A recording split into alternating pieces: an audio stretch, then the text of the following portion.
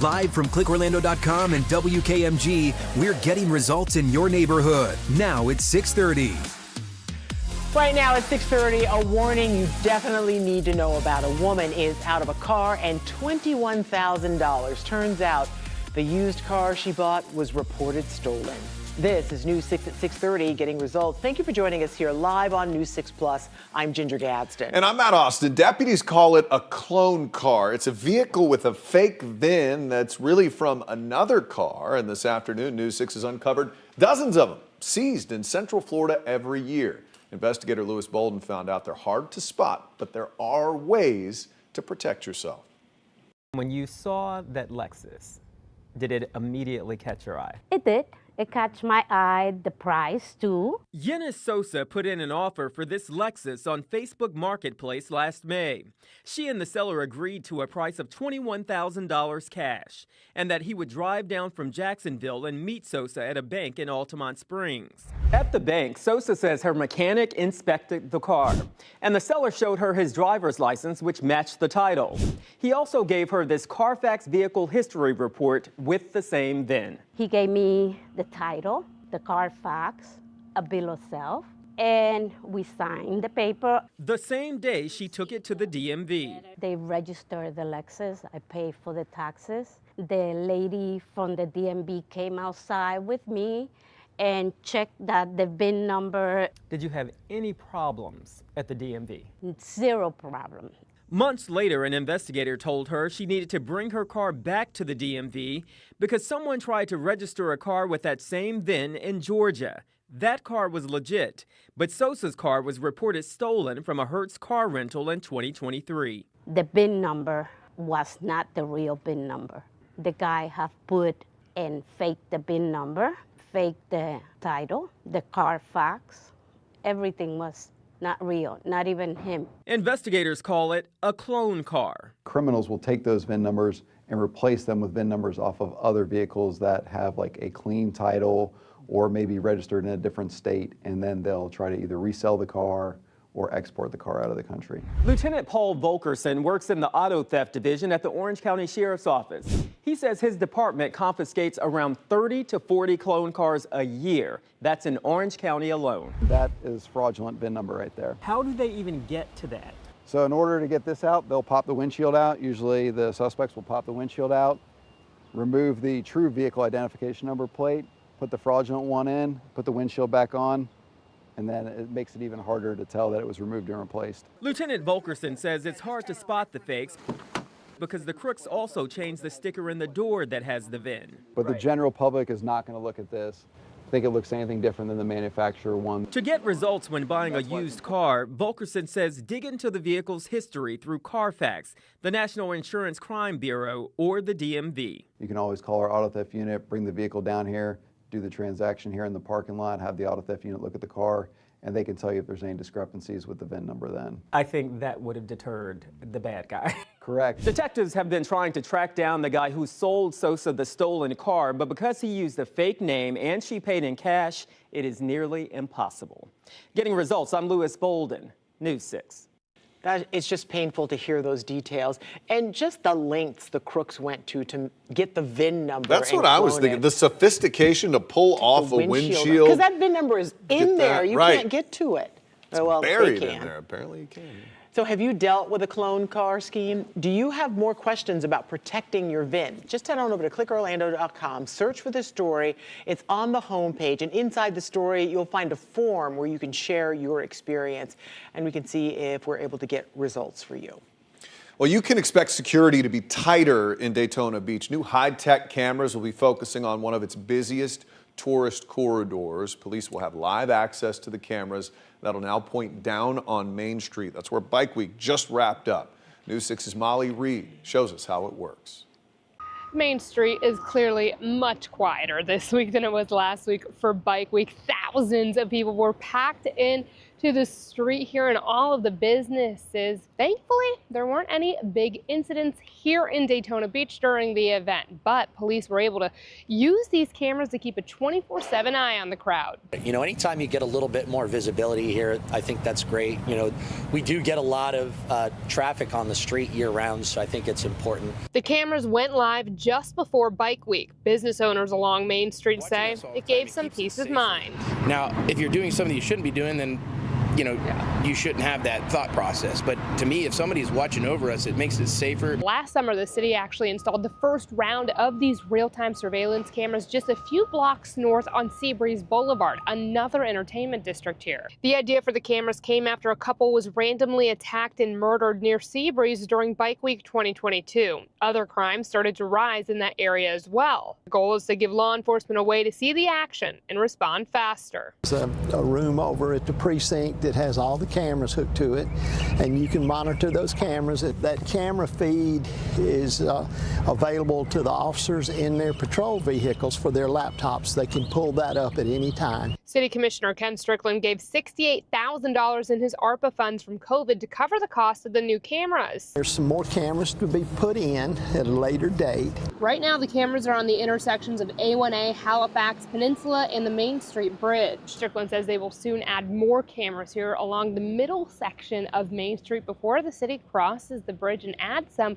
to the mainland areas of the city. In Daytona Beach, Volusia County, and Molly Reed getting results, News 6. Police in New Smyrna Beach cracking down on high school students hoping to start their spring break early, putting a special event zone into effect for senior skip day. And you can see police stationed along the beach to keep this event from getting out of hand. Traffic fines in this area are doubled, and officers can impound vehicles for up to 72 hours. They're also monitoring for overcrowding and any signs of trouble. Some beachgoers say they're happy about the extra police presence. Others feel it's a bit much. Honestly, I think it doesn't hurt to have the law enforcement around. We heard last year got a little out of control on senior skip day. I don't know, cause I feel like it ruins the vibe. Like police are coming, we're trying to have fun, not really trying to have any police come interview us or anything like that. But we'll see what goes on. For now, police say they're keeping a close watch and see if things stay under control. The extra restrictions could lift in just a few hours. Here's a live look now over Daytona Beach, where those spring breakers will no doubt be heading. It's a beautiful day for the beach, and it is shaping up to be a great beach weekend, if not only a little hot out there, though. That's what you want on spring break. Yeah. I think they do. Meteorologist Michelle Morgan is in for Jonathan tonight. They're not going to remember it anyway. Oh, that's the problem, Matt. That's the problem. That means they had a really good time. Michelle, did you go on spring break? Of course you did. No, I've never really done anything on spring break. Yeah. So, okay. And I lived in Daytona Beach, so I came home back to Claremont to see my parents. So that was my fun during spring break. If you are planning on doing anything this weekend, I mean, you really couldn't have asked for better, warmer weather. Temperatures will be in the upper 80s and lower 90s across central Florida, near record heat. But before we get there, we'll be in the lower 80s tomorrow. But today shaped up to be a beautiful day. We're starting to see some clouds develop across central Florida. We're at 78, winds out of the southwest at 9 miles per hour and getting gust readings of 18 miles per hour. So for today, we hit a daytime high of 80 degrees in Orlando. You can see the temperatures here across central Florida. We're in the lower to middle, even upper 80s in a few locations. We still have a lot of dry air hanging across the peninsula. That's going to keep our skies nice and clear. As we take a look at your hour-by-hour forecast, official sunset tonight is 7:33, and we'll see overnight temperatures in the lower 50s, lower to middle 50s. Now, we do have a total lunar eclipse happening during the overnight hours, and I'm talking about early Friday morning. We'll take a look at that forecast in more detail coming up in a bit. Michelle, thank you. It was a surprise to many to hear Brevard County Hospital is all of a sudden closing. Now we're finding out that hospital is preparing to phase out some emergency services even sooner. So Orlando Health bought the Rockledge Hospital just last year and said fixing the building would be more trouble than it's worth. They say the hospital's become neglected with other problems, according to Orlando Health, like being full of bats. Yeah, that's pretty crazy. The cities of Rockledge and Cocoa are calling on Orlando Health to reconsider and for the state to step in. News 6's James Barbero tells us the county is also weighing in. Never in my 41 years in healthcare have I witnessed such a careless disregard for the health of a community. You could probably argue that there will be people who die as a result of closing this ER. From healthcare executives to Brevard County commissioners, just about everybody sounded concerned about the Rockledge Hospital closing in just a month. We learned from this week's commission meeting that starting 2 weeks before the doors close here, patients coming here by ambulance will be turned away from the emergency room. So starting April 7th, paramedics will have to drive patients to other hospitals. I know from living and working here for 9 years that would be Health First's hospitals in Cocoa Beach or Viera. They're 8 and 10 miles away, so today on a Thursday afternoon with light traffic, they each took me about 20 minutes to get there. But it's not as simple as just driving to another hospital. Critical services for heart attacks, cardiac arrest, strokes, and trauma will be delayed when seconds and minutes count. So not only are our emergency services going to be held up with longer transport times, but the hospitals that would be picking up the slack don't have the ability to handle this increase. Health First is moving its hospital in Cocoa Beach to Merritt Island, so it would be 5 minutes closer to Rockledge.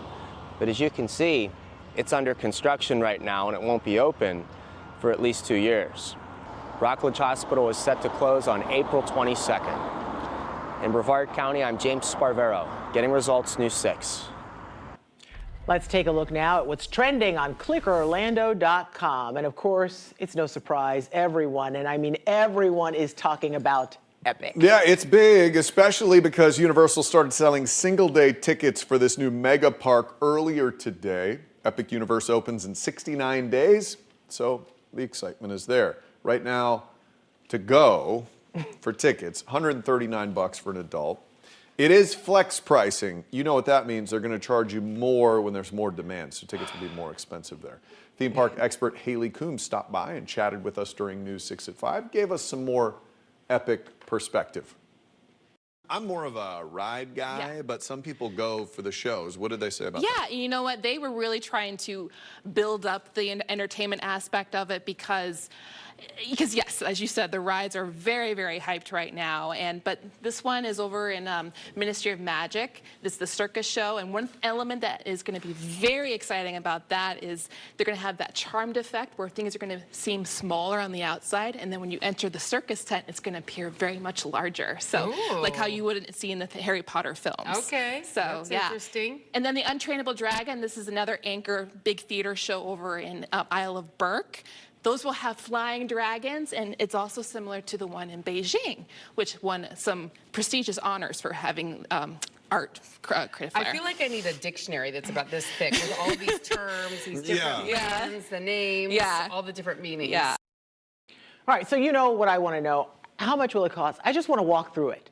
I don't want to ride. I don't want to eat. You don't get to walk through it. Well, you can. You can pay full price, and then you can walk through it. So you might as well just do whatever you're supposed to do. On days like July 4th, $189. That's what's going to cost you. Same as the Magic Kingdom, she told us, which is interesting. Coming in hot after the Magic Kingdom. Athletes are more than just who they are on the court or field. It's also about who they are in the community. Coming up, the magical surprise some elementary students got today. You're watching News 6 at 6:30, live on News 6 Plus. We're getting results for all of Central Florida. We'll be right back. Brought to you by your local Toyota dealers. Toyota, let's go places.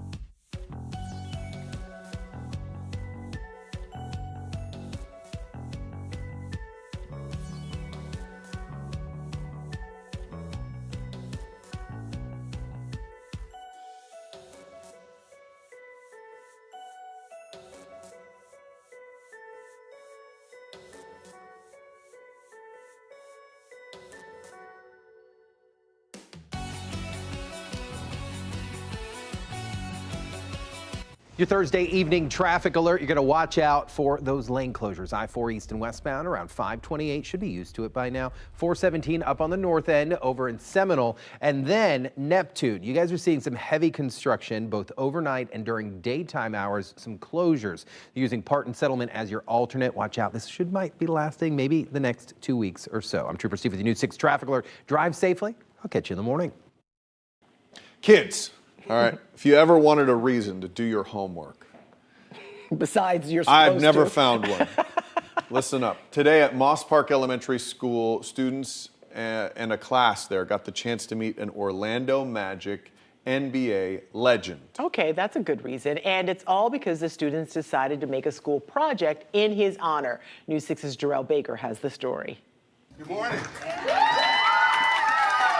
Several Moss Park Elementary students starstruck watching Orlando Magic legend Nick Anderson walk in their cafeteria Thursday, especially Fighting Illini superfan Nico Pomonis. When you saw him walk through that door, what was your first thought that came through your mind? I was really surprised. It all started with this school project the 10-year-old and his 4th grade class did last month, making displays and dressing up as black celebrities and historical figures to create a Black History Month wax museum. When we moved down to Florida, one of the things Nico insisted upon was that we not support Florida teams, that we only support Illinois. Staying loyal to their agreement, Nico's father, a University of Illinois graduate, told Nico about Nick Anderson. Once your father told you about Nick Anderson being a Fighting Illini, what was your thoughts? I just thought it was really cool and that, I might want to do my project on him. Staff with Moss Park Elementary posted and retweeted this photo on X until eventually it got the attention of the Magic icon. This past week, Anderson bumped into the assistant principal at the Arnold Palmer Invitational. We have a young man that did a project, and you talking about the young man that I thought that was on the other side of the country? He said, yeah, he's right here at our school. I'm the assistant principal. Anderson spoke with the class and gave Nico some cool gifts, a bobblehead, a signed basketball, and a signed Fighting Illini jersey. And when I seen him in the photo, he had on the jersey, I said, well, he needs to have a number 25. Where you plan on putting it? In my room. Okay, do you have enough room with all the other Illinois stuff that you have? We'll probably make some room.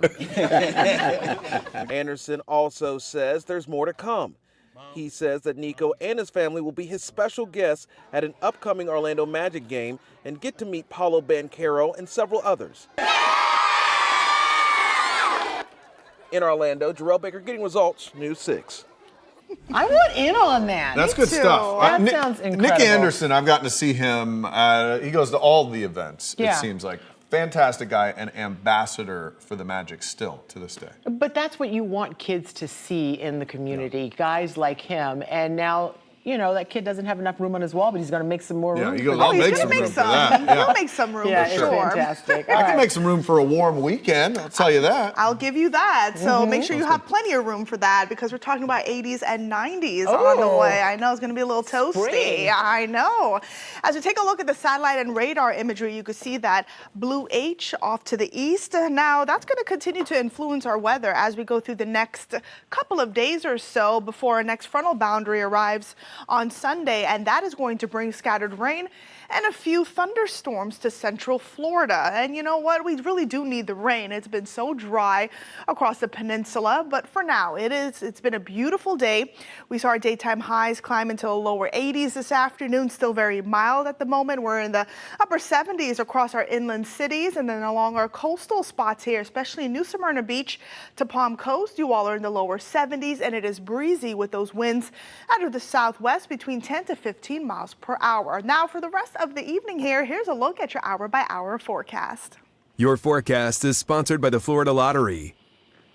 Official sunset, we're looking at 7:33 p.m. We're in the lower 70s by 8, upper 60s by 9, and then our overnight temperatures falling into the upper 50s as we go through that time frame. Also, something very cool that will be happening early tomorrow morning, a total lunar eclipse. And of course, I have that forecast. It will be a touch chilly in the upper 50s around the 2 o'clock hour. We'll see mostly sunny skies for viewing. The totality begins at 2:26 a.m. and it ends at 3:31. If you're an early riser like me, I'll be watching that event. Now, your highs for tomorrow will be slightly above average. Normally, we're in the upper 70s. We'll be at 84 degrees in Orlando, 83 in Kissimmee and Claremont, 84 in the Villages, and then along our coastal communities, 75 in New Smyrna Beach, 77 in Cocoa Beach, and 77 in Melbourne. So we are looking at near record heat this weekend, 89 on Saturday. We might even tie the record back in 1971, and then warmer on Sunday by a degree of 90 degrees. So it's going to be a great beach weekend if that's part of your plan. So let's go ahead and talk about the rain heading our way. We're at Saturday early in the morning. We'll have a cold front out to the west beginning to develop, and that is going to bring some severe weather to parts of Louisiana, Mississippi, and also Alabama, pretty much a good chunk of the deep south Saturday night. Now that cold front will continue to push towards us as we go through your Sunday night. I do think Sunday afternoon will be fine, nice and dry, but it will be windy, and we'll continue to see those clouds increase across the area. Notice the timestamp, we're at 9 o'clock Sunday, and then we'll begin to see the scattered rain and storms popping up across central Florida, and then that front should exit early Monday morning, and then Monday afternoon looking fine. Here's a look at your 7-day forecast. 84 tomorrow. Plenty of sunshine, 89 on Saturday, 90 on Sunday, where rain chances going up to 50% Sunday night. All right, Michelle, thank you. Well, do you ever find yourself wondering, where do these people learn how to drive? Don't point at me. I have seen you, Leadfoot. I've avoided you. Well, our traffic safety expert, Trooper Steve, is answering your driving questions. Ask Trooper Steve is next. Pointing at me.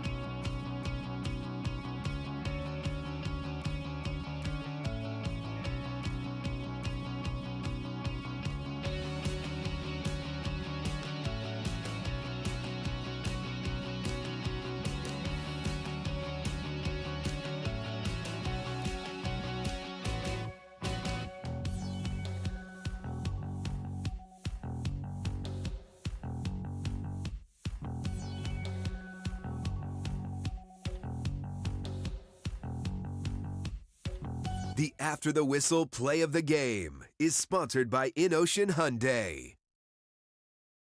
I like this because any time that a school bus driver wants a vent through Ask Trooper Steve, all about it. Angel, 28-year bus driver, sends this in. Alafaya Trail, Broadhaven Boulevard. Drivers not yield to the school bus. Can you remind people of the rules? Of course, Angel, I sure can. Listen, anytime school bus drivers are out there, they have enough going on, let alone inside that school bus, that they have to deal with drivers just truly not paying attention to them. Listen, as drivers, we should be giving school bus drivers the priority all the time. But here's the intersection specifically outside the reserve community that Angel's talking about. So for example, say if that school bus is pulling up right here, and it has a positive median barrier, meaning that other traffic opposed probably is not going to end up stopping.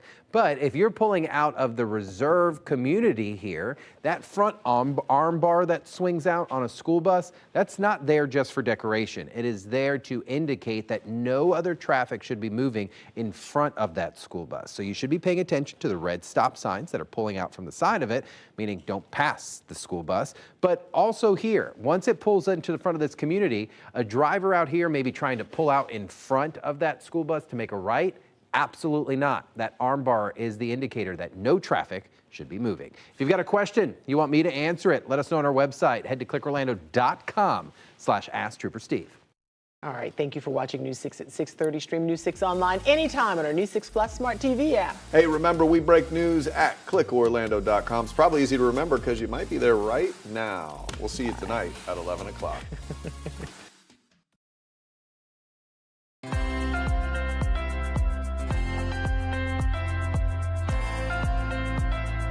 Just because you've torn a ligament or possibly even broken a bone doesn't mean you have to rush off to the emergency room.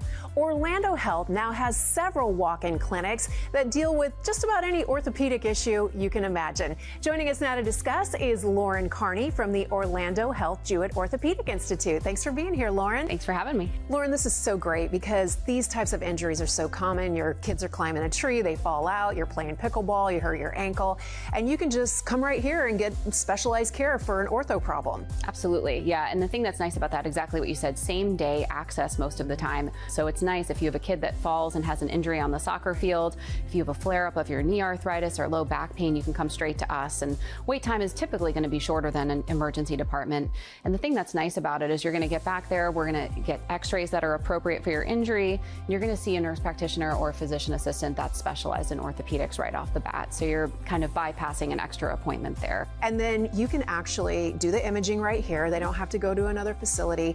And you can give people a brace, you can give them a cast, you can basically do anything they need. Yeah, absolutely. What's nice is if you go to the ER and urgent care, and they're wonderful, you know, they see a variety of different issues. Is typically, you know, many times you can get an x-ray and some sort of splint, but you know, usually at that point you're going to be referred to orthopedics anyway. We're sort of taking out that middleman. You're going to come to us, you're going to get your x-rays like you said, and you know, depending on what you need, potentially cast, splint, a brace if needed, medication if needed. And if you know, if you do have something like you know, like an ACL tear or something like that, we can get an MRI ordered for you and we can get you into a surgeon's office relatively quickly. What kind of patients are you seeing on a day-to-day basis? Oh goodness, we're seeing everything from little kids, you know, that fall on the slide. We have kids, you know, and adolescents that get injured on the soccer field. You know, we have professional athletes that we take care of. The entire lifespan we see. So everything from arthritis, aches and pains to your acute sports injuries with high-level athletes, we see it all.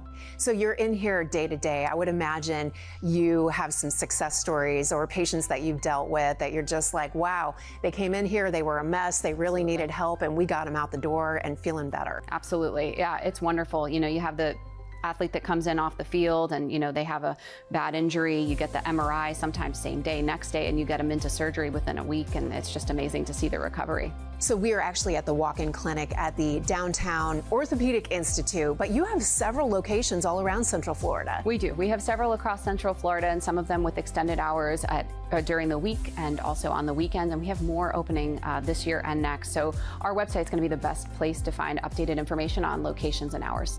It's another reason to choose well with Orlando Health. And if you would like more information, you can visit orlandohealth.com/walk-in.